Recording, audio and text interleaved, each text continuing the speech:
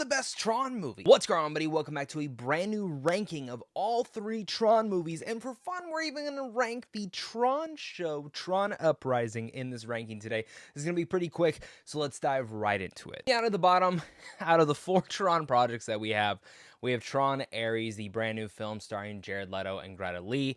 Greta Lee, unscathed, she's one of the saving graces of this movie, especially also Nine Inch Nails score, easily the best part about the film.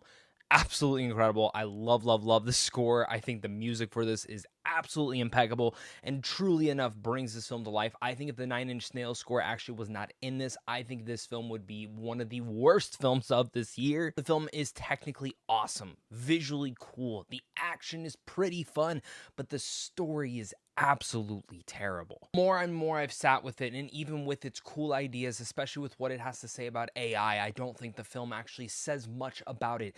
It's all surface level attempts, not knowing if it wants to be a soft reboot of the franchise or a sequel to Tron Legacy, and it kind of becomes this in-between story with where it ends. It sets up something that I wish that was actually the film we would have gotten. Up next, we have Tron Uprising. I think a lot of people might have this a little bit higher on their list. Now, personally, for me, I watched this for the first time just a couple of months back, and I truly enjoyed it. I thought it was pretty damn cool. I really liked some of the animation in there.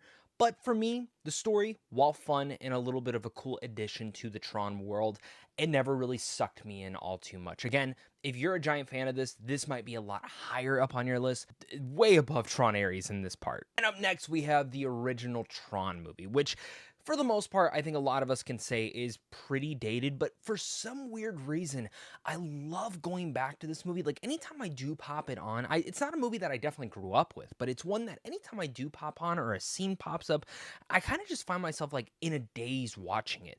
It's wild, it's weird, it's clunky, but there's a specificity to it that I really enjoy, while a lot of it sometimes does not make sense. And I do hail this as, you can say, a cult classic, I guess, but I do hail it as like one of those sci-fi classic films that kind of just did something different at the time in the 80s. Number one, by far, is Tron Legacy. I watched this back in like 2019, 2020 for the very first time, and absolutely fell in love with it. Even with its flaws, I love what Disney had made with this movie. I think this is a movie that, again, even with certain flaws and certain things that kind of go into the story, it's a film that builds off the original Tron, but makes it even stronger for those capabilities. I love the father-son relationship in here. Joseph Kosinski directs this film to such an awesome degree. I think the way that this film ends was just the perfect setup, again, for the next legacy of Tron. For me, I absolutely adore Tron Legacy, and especially that Daft Punk score.